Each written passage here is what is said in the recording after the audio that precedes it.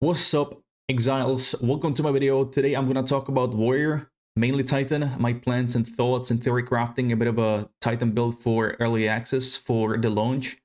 And just to talk about some mechanics for this class. Now, as you can see on the screen, a Rolling Slam, this is the ability where you can basically direct the attack whichever you want, which is very amazing, very cool. Now, bear in mind, this information, nothing is really confirmed. It's just all from gameplay and whatnot. So some things could be different, what I'm about to talk about today.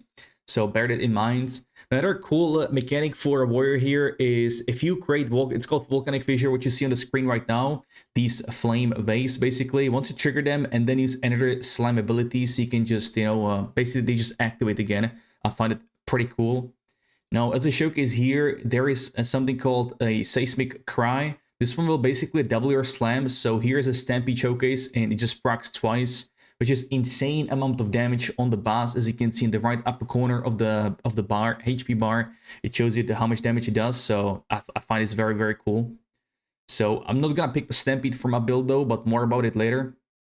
Now there's also another thing now, which is a new thing for PvE2. There's active blocking here. This applies to both like physical and spell attacks because they are the same right now and in PvE2. But you gotta be careful about this bar though, next to your HP, because once it fills all the way, once you block enough attacks, it will break posture basically, break your poise, and you will be vulnerable to damage. So it's gonna be careful about that one. After this, we also have, and about the blocking attacks, if there is a red highlighted skill like right here, for example, this big slam, you cannot block that and you will get hit by that, you will get damaged. So some attacks you cannot fully block, but most of them you can. So I find it's pretty powerful. It's going to be great against many of the bosses I've seen, or you guys have seen, because of the projectiles and whatnot. And you can also play like for full shield build if you want a shield charge. There is also shield wall. I like this ability. Pretty cool idea. You can just, slime it. You create the shield wall and you can slam it again to create like projectiles or shatter the wall basically. Now another thing for a warrior is you can weapon swap basically between two-hander and one-hander and shield, and they both have their own skill passives in the skill tree, because there is a one way to get one-handed damage and another one is two-hander, as seen here on the footage. So you can see here, this is for two-hander, this is for one-handers, and up top in the right corner you will see he will swap off the weapon here. I believe he is on a two-hander setup right now. He's got put points in the mace. And then with the weapon swap, he will be able to trigger the one-handers once he swaps to one-handed and shield. So like Stampede, for example, the big boom ability, that one, yeah, you charge with a shield. So it makes sense to use it with the one-hander and shield, right? So it will activate these passives once the skill is used. I think this is pretty cool. This is very amazing. Kind of L2P as well. Learn to play skill issue and whatnot. There is no more excuses to dying. No, I'm just kidding. I also like this detailed description of your stats. On kill effects, on hit effects, Leech, crit hits too. Very detailed. I love this. I really like it. So here you can swap. Basically, it always just automatically uses the weapon you have it assigned to. You can change that in the codex, the skill bar here. If you click on the skill, it should show you type 1 or type 2 weapon, whatever you have assigned it to. So here you can see just ticked off number 2 to assign it to, I believe, to two-hander, and Rolling Slam is also to two-handers, I believe. So we just right here, it would just swap on the slam. So just a little thing to keep in mind, because I think this will kind of go a long way once you get the hang of it. So not too bad at all. Really curious how this will work out. This is some show gameplay from Bajira. This was pre-early access, obviously, but this was the older version because he has more flasks than we will have on early access. But anyways, gameplay aside, let's take we get cooking on the skill tree, or with the gems. I mean, so there are more ways obviously to approach this, because sky's the limit with builds and it's pretty crazy. But my main plan is to go with Sunder as the main ability. But I believe Sunder is a high level skill gem, so you won't be able to get it ASAP. So overall, this one will be around, this is a guaranteed crit hit if you break an armor. And once you break an armor, it just, it ends the debuff on it. So the idea here is to break the armor here with heavy stun. Now, heavy stun, it might be a bit hard to proc early on because we will not have enough passives in the skill tree and whatnot to proc, you know, the stun and overall the CC. So this is more like for a later game. And brutality, increased damage, support as well. Jagged round to cast it on Sunder. This is a new mechanic. This was not in PoE1, so this could be, this could be maybe one of the, we'll see. This could be very strong because there is a passive in skill tree. I'll show you later as well, which I will take, which is called Spike Hit, I believe. Makes enemies take more damage by 10% from you. Very cool. Melee damage increase, last attack speed 10%, nothing too crazy. And then exploit weakness. This is also amazing since the breaking armor is consumed with basically every crit. Then you will be doing 50% more damage here. And if you can inflict heavy stuns fairly often, then, you know, you will practice crit damage and whatnot more often. There's also a great gem here, crit damage, literally right here. So it all depends how often I will be able to break armor with Thunder here, because this won't be insane. 50% more crit damage bonus and less damage with deal less damage with hits, you know, nothing too, we'll see about that. Once again, how often it will be possible to break the crit damage. Could be more for like a bosses, but if this is a no-go, if this doesn't work out like how I would want to, then we are gonna use Armor Breaker to enter the hit here, enter ability, I mean. And with this one, I plan to go for Break Posture. I have no clue what Daze does. No one knows. This is a new mechanic as well. Could be bad, so we won't pick it, but sounds cool, right? Armor break, more breaking armor. Another thing, I have no clue how much armor we will need to break on the target, so another big question mark in the air. Break endurance, getting endurance charges. Not sure what the sources will be for endurance charges. This might be a wasted gem as well. And faster attacks to, you know, break it more ASAP. Break it faster, right? So maybe other gems could be assigned here. Now, these skills here, these I would have a staple in any of the builds I would do for Titan. So Seismic Cry, this one doubles your slams as shown in the footage. Enrage War Cry, I will be using this around Rage procs as well to deal more damage. Exerting the skill will deal more damage, which this War Cry does. Empowered damage, pretty self-explanatory. Empowered Call. Culling Strike, I believe this one procs even if the ability doesn't do any damage. And yeah, so this could be pretty cool.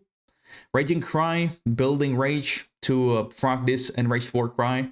Now, Hammer of the Gods is the big slam, is the big damage with the cooldown. 1300% multiplier on level 11 gem. That's what was showcased in one of the videos. But this one cannot be evaded. You don't need accuracy for this. Now, how accuracy works in PoE2 is the closer you are to the target, the less accuracy you need. Not sure how much we will need accuracy, but that's just how this stat works. And I recommend watching videos from Dreamcore on YouTube. He's got amazing series of mechanics for PoE2, so get after it if you can. So this one will consume 10 rage if possible to deal more damage.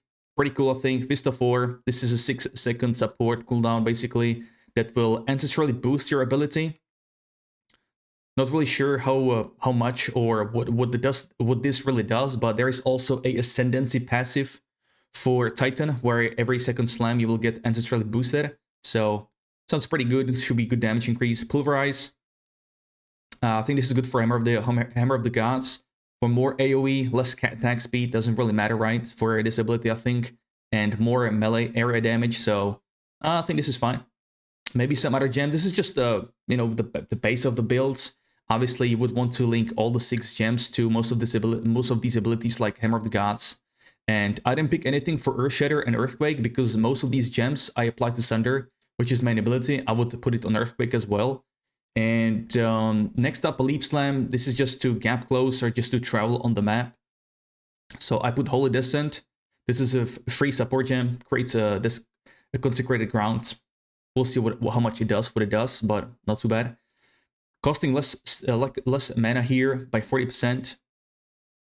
So you could spam it, kind of. Now, what I really like are curses. Blasphemy here. This seems extremely powerful. So it will reserve 30 spirit per socketed curse. We get 180 spirit as a base, as a default. Once again, this could be changed, right? But it will be like an aura around you to apply to enemies near you. Since you're a melee build, then yeah, just sleep in the middle of mobs and right. So Enfeeble here is making the curse's duration longer, and this basically makes the mobs deal less damage to you, which is pretty insane. On level 3 gem is 16% less damage from unique enemies and 21 from magic, rare and normal. I think it's pretty crazy. Temporal Chains, this is good in PoE 1. Shout out to Seijin who helped me with some of the skills and whatnot and gems. So just link it here. This expires more slowly, the other effects on them. So curses, encumbrance, very good too. And next one is Heightened Curse, which makes the curses have more effect. So I think this is very powerful, hella powerful. And next up, the the last one for the starter, what I picked or what I would want to go if there is no access to Sunder is Earthquake, which creates a Jagged ground, and this will be procced. I think Earth Shatter first and then Earthquake, because Earth Shatter creates spikes that you can basically shatter with any other slam, which would be Earthquake in our case. So I think that could be pretty good interaction. There is also another, this could be good for AoE as well. There's another Shatter called Bone Shatter, but I'm not really sure about that one. From the footage I've seen, I'm not really a big fan of this ability, but this one does not have a stun build-up. But if enemies are primed for a heavy stun, if enemies are primed for a stun, which is a little glow on the targets. I'm not sure if I have a footage here, but I cannot remember where it was showcased. It was in Bajir's video. I could have to find it, but I will link the Bajir's video as well in the description. But there is a light on the targets when this is indicator to a heavy stun. So once you see the light, you can just use Bone Shatter, and it will create the shockwave. So could be good, but again, early on, not really sure how often we could, prime them for a heavy stun. So it kind of all depends. So it would be either Earth Shatter or Bone Shatter, but I kind of like the idea of Earth Shatter and Earthquake procs together. Now, I would love to incorporate Shock as well, because Shock should make enemies take increased damage. You should deal more damage to them, basically. I believe in PoE 1 it was 50%. So the only one I could find is, I believe, a Lightning Storm. If you think Lightning Storm right here. So maybe this bad boy, because there are some pretty cool support gems like Overcharge. I believe you could link with that one. Or right here. I'm not sure if it'll show me. Overcharge, yeah. Increased effects of shocks from supported skills. Less shock duration enemies. But with Lightning Storm, it should be pretty good. So this is just another idea. Of course, we'll see how it's sustainable with mana too, obviously. Now you can also socket the basic attack. Maybe that could be the play as well when you start very early on with the levels. Could be the play, because basic attack is free. So this is a lot of question marks in the air, but this is the rough idea of the setup I would want to go. Some notable passives I would like to go for. So the first one is the Giants of Blood right here. This one makes you dual wield two-handers, which is absolutely crazy. I was waiting for ARPG to have this ability, because you could do it. I'm an avid World of Warcraft player, Fury Warrior with dual wield two-handers, so super happy to see that one. But the problem could be attributes, especially early on the weapons. But this is one of the things I would aim for. Next up, oh yeah, this is with the attacks. Sorry, with axes. I'm kind of sad there are no axes, because I would want to play that. So extra attack speed here with these, but there is a more damage against heavy stunt, which is Skull Crusher, pretty cool. Definitely would take it. There's also a chance to spawn or Aftershock with maces, which is very good. Aftershock is the Jagged round. I just talked about the mechanic. And there's a passive that links to that, which is called Spike Pit. Let me find it real quick. Spike, it's right here. So when it creates Jagged round, it applies 10% increased damage taken to enemies debuff. So that's pretty cool. So, oh, speaking of that, I would probably also add Jagged ground here. That's the one. Jagged ground, I believe talk about it. I would add it to any of the main abilities I would use. Let me go back to this bad boy. Another great one is a heavy, what was it called? Heavy weaponry. Increased damage and stun build up with melee damage and 15 strength, which is insane. That's like 3 those little nodes together in one. Will it show me one of the first ones? And basically, I believe this one should be like 5 to, yeah, this one is 5 to attributes. It's like 3 of those in one, right? So kind of far though. I mean, I'm kind of glad it's in the mercenary tree. I believe this is Merc, I believe. So Warrior, we will start from here. So first thing, Giant's Blood. Probably up top here for Skull Crusher. Heavy armor is pretty good too. Extra armor. I'm gonna try to stack as much armor as we can. Because of that, there's amazing passive here. Let me find it real quick. Titan Bindings. Gain 15% of max life as armor. Holy. That's pretty good too. And there is a Ascendancy passive for Warrior, which gives you 20%. Let me see if I can find it. Which gives you 20% HP. And that's pretty cracked, I would say. Let me see if I can find it. Enter passive here, Initiative. Pretty good.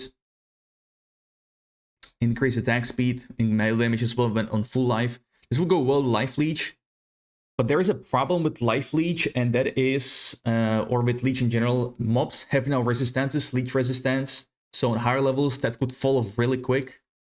So we'll see. Made to Last, also amazing passive here. For sustain and regen some life. I think it's pretty good. This is the one, a Mysterious Lineage. 20% more HP, so I will try to stack as much HP and armor as possible. Just Giga Tank, and obviously go for the damage too.